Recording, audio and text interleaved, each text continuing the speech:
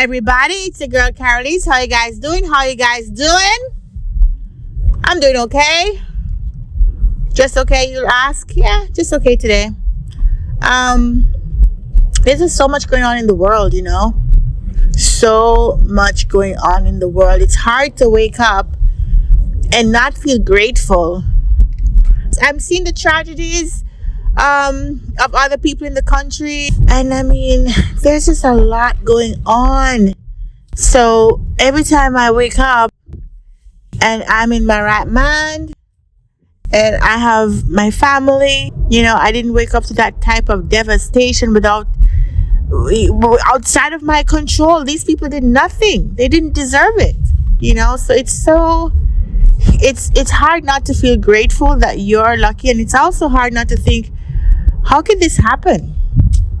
So it's pretty gloomy when I think about that, but I also have to be grateful, and that's why I say I'm okay, because I have to be grateful that I don't have to face that, but so many people do, and my heart goes out to them.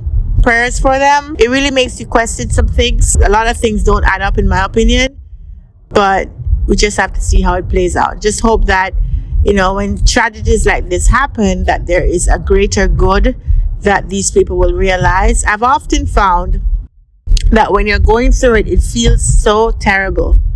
It feels so horrible. But then after a while, that's why time is a good thing. Time cures a lot of things. After a while, you can see how that bad thing that happened resulted in a better thing. Some way, somehow, I know it's going to work out for their good if they are people who are, serving God and doing the right things. So that's it.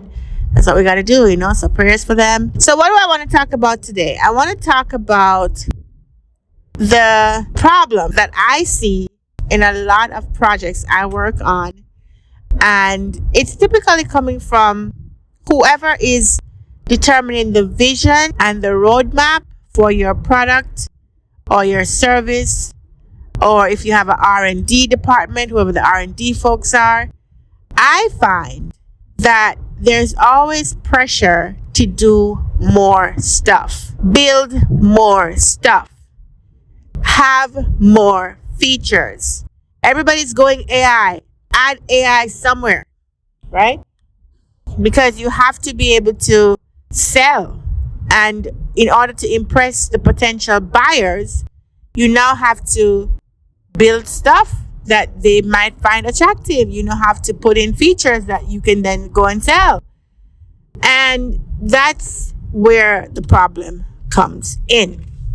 Because the thing you have oftentimes works to solve the specific problem it was built to solve. It works for that. Otherwise, you wouldn't have a business. The thing is, the product or service you have solves a specific problem. But in the pursuit of solving that specific problem, there are other problems that arise in and around it that could be solved as well to make it a whole complete solution. And I totally get it.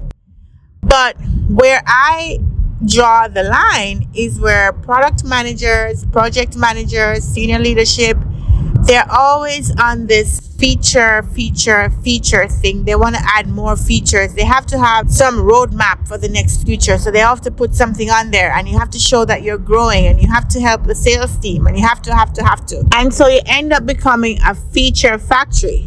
You're just producing features. That's what you're doing, because you just have to. You can't do your job unless you're just building new stuff and building new stuff and building new stuff and building new stuff. And therein lies the problem. Why is this a problem, you ask? Because what you end up having is leaders who are focused on features and not focused on actually solving real problems.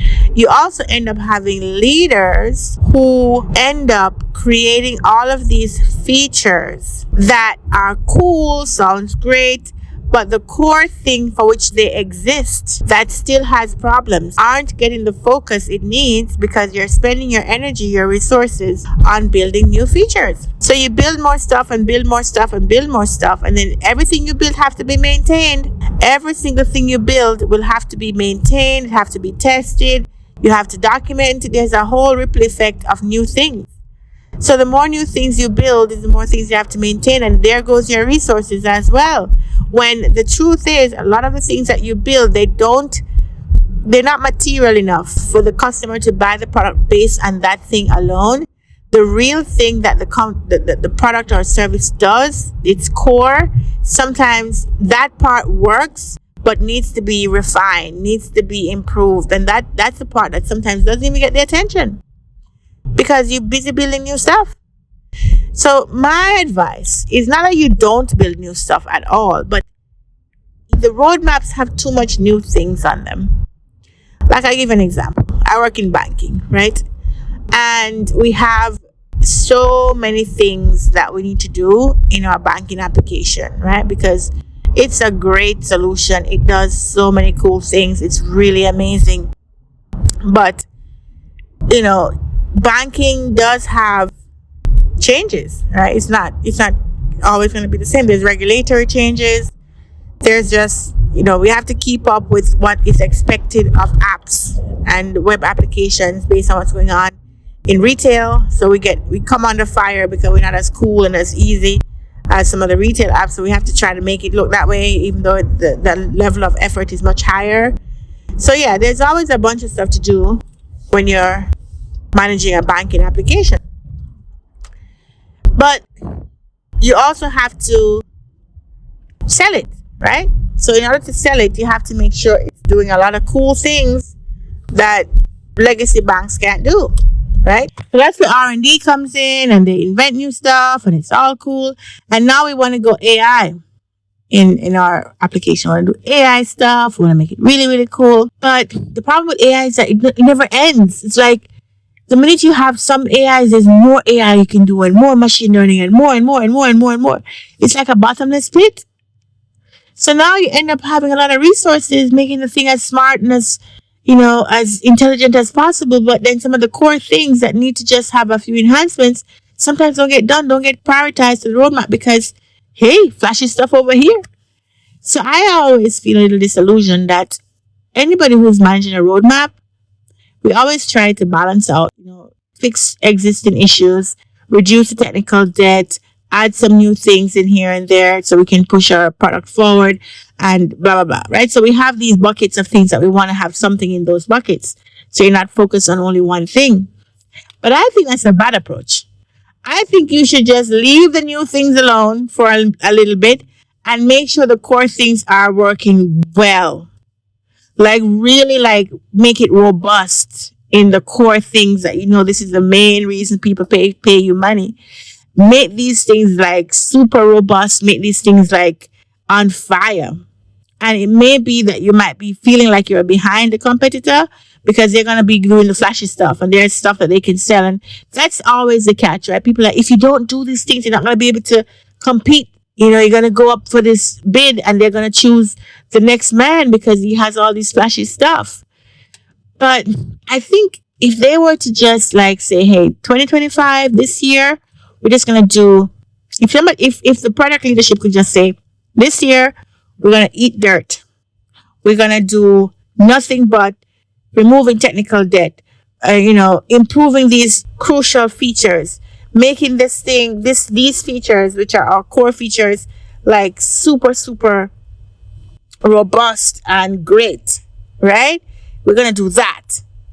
And we're not going to do anything flashy for a whole year. I don't think they could stomach that. I think they would freak out.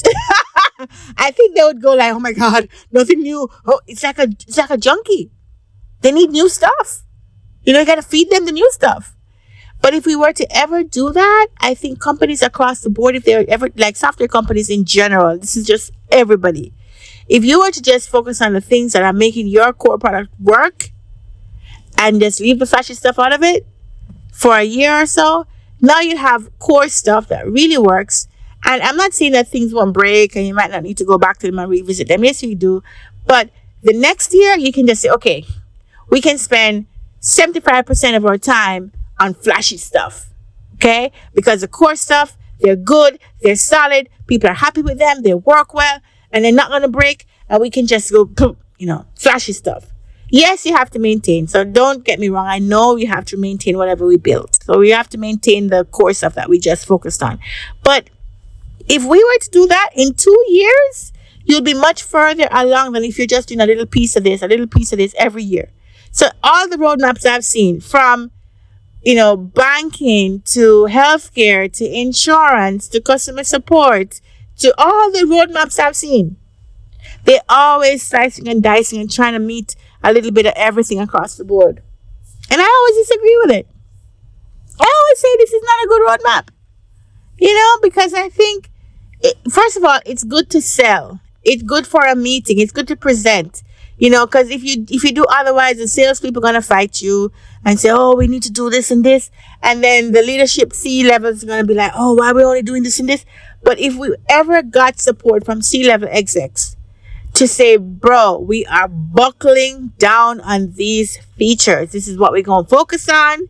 We're not going to do nothing else unless it's an emergency and an urgent thing. We're going to focus on these features, make them so solid.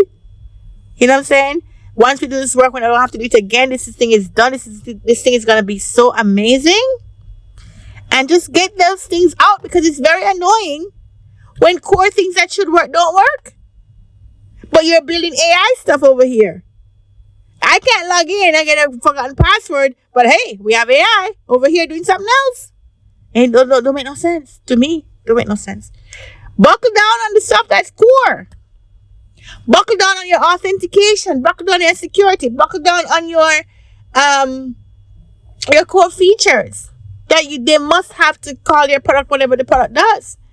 Buckle down on that. Get all of these things that are like workarounds and technical debt, and get those things out. And then once that's done, you can have the freedom, the resources, the budget can be freed up, everything, to just build cool stuff on top of it.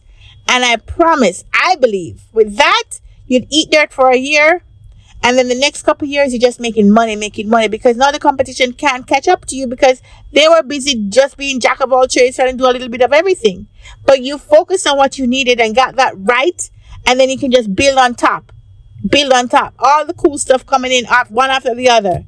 The AI stuff, the machine learning stuff, the cool integrations, all of this cool stuff can come later. But I'm always like the only person looking at the roadmap. I'm like, what the hell's going on over here? Right? And I don't want to be a product manager for this reason, because I know nobody will agree with me. It'll be hard to convince the whole board, convince the whole sales team that they're not going to get nothing new for a whole year, for example. I would never do well, because I'm going to want to do the right thing, and the right thing is not cool. At first, it's painful. It's hard. It's a hard way to do stuff. And you have to get the CEOs on board, which, might be painful as well. But yeah, this is a challenge in corporate America. Too much new stuff coming out. New, and the old stuff don't work.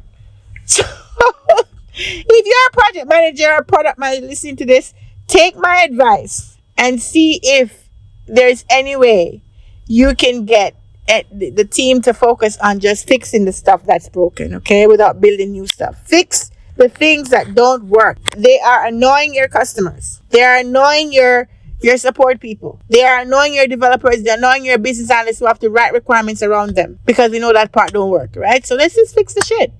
You know what I'm saying? Anyway, that was my rant for today. And I'm gonna go into this building. I arrived at my location and go get some lunch after this. Sit down, eat some lunch. I'm gonna eat my lunch in my car today. And then, yeah, I hope that I can talk to you guys. Be sure to check out the Back Office Club at backofficeclub.org for live trainings, for access to courses.